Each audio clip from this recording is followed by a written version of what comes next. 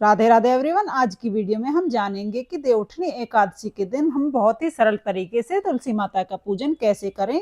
तो देखिए, देवउठनी एकादशी के दिन तुलसी मैया का पूजन करने से घर में अन्न धन की बरकत होती है, दाम्पत्य जीवन खुशहाल रहता है, सौभाग्य की प्राप्ति होती है। इसलिए इस दिन तुलसी मैया का पूजन जरूर जरूर करना चाहिए।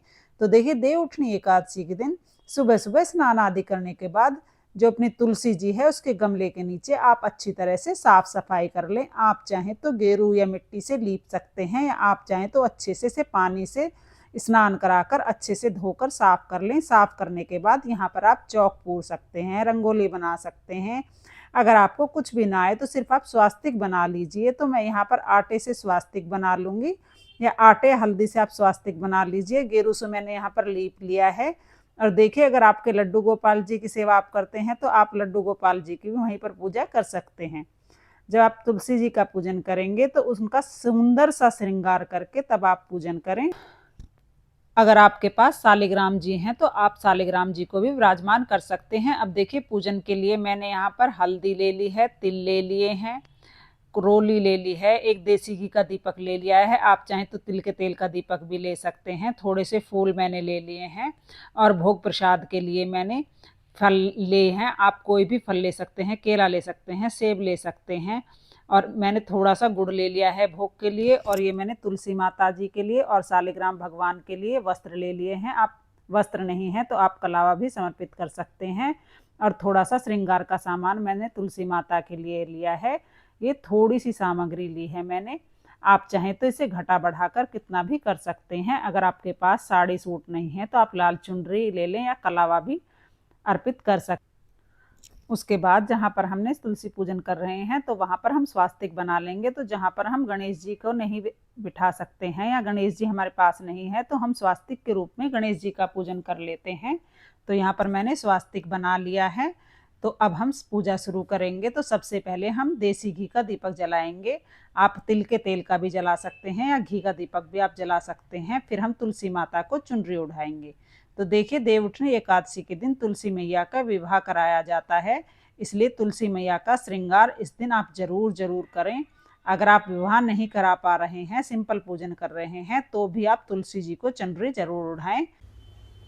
उसके बाद हम तुलसी जी को हल्दी और रोली जरूर लगाते हैं, क्योंकि देवउठनी एकादशी से ही विवाह शुरू हो जाते हैं। तो इस दिन सबसे पहले तुलसी जी को हम हल्दी लगाते हैं, उसके बाद हम तुलसी जी को रोली लगाते हैं, फिर हम तुलसी जी को मेहंदी लगाएंगे। तो यहाँ पर थोड़ी सी कीप में से मेहंदी लेकर मैं लगा रही हूँ। आप पाउडर वाली मेहंदी भी घोल कर लगा सकते हैं। उसके बाद हम तुलसी जी को मेहंदी लगा देंगे। देखिए, चाहे आप विवाह बेशक नहीं करा रहे हैं, लेकिन देवउठनी एकादशी के दिन तुलसी जी का श्रृंगार हम जरूर करते हैं। फिर हम तुलसी जी को रोली का तिलक कर देंगे, हल्दी कर देंगे, मेहंदी लगा देंगे।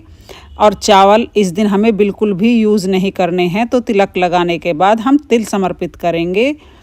तो अगर आपने दिया लगाया है तो दिए में भी आप तिल समर्पित करें, दिए को भी आप तिलक करें, क्योंकि दिए का पूजन भी साथ में ही किया जाता है। उसके बाद हम चूड़ियाँ तुलसी जी को पहना देंगे। चूड़ियाँ आपके पास हैं तो वे नई हैं तो उन्हें पहना दीजिए, नहीं तो नई चूड़ियाँ ही इस दिन आप तुलसी माता को पहनानी हैं।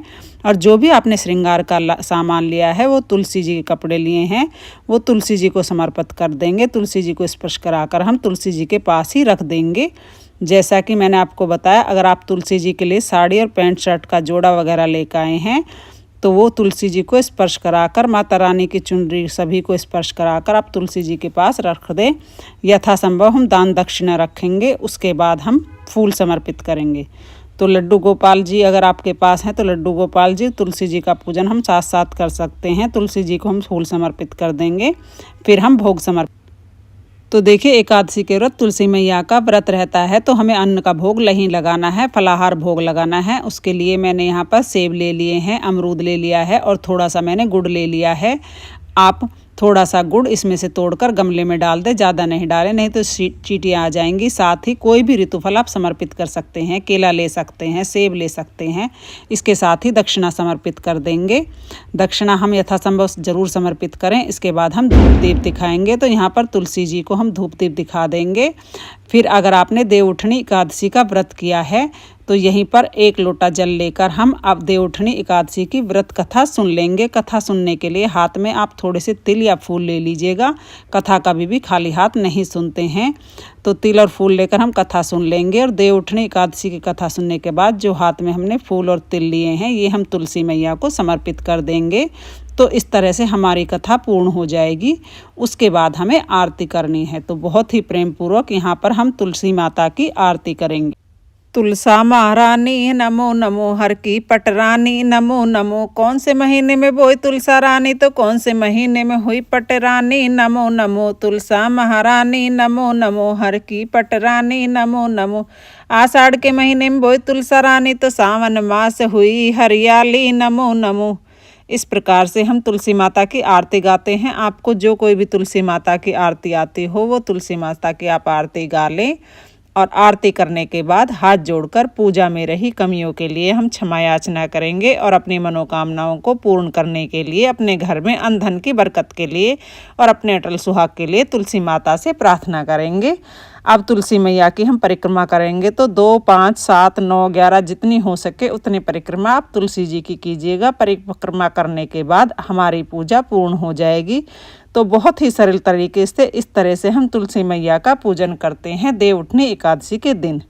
और सुबह के समय ही हमें यह पूजन कर लेना है। और पूजन करने के बाद हमारे यहाँ पर जो भोग प्रसाद चढ़ाया है घर के सभी सदस्यों में बांट लेते हैं। इसके साथ ही जल का लोटा जो हमने लिया है कथा सुनने के लिए, वह जल आप सूर्य देवता को अर्घ दे सकते हैं। जो भी हमने दान दक्षिणा कपड़े चढ़ाए हैं, श्रृंगार का सामान चढ़ाया है, वो किसी लड़की की शादी के दान के रूप में आप दान कर सकते हैं, यानी किसी भी गरीब लड़की को आप दे सकते हैं। तो फ्रेंड्स, देवउठनी एकादशी के दिन बहुत ही सरल तरीके से आप तुलसी जी का पूजन कर सकते हैं।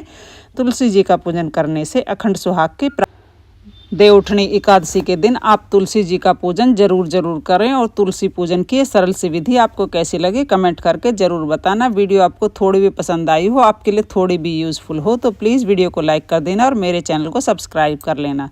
जय तुलसी माता। राधे राधे।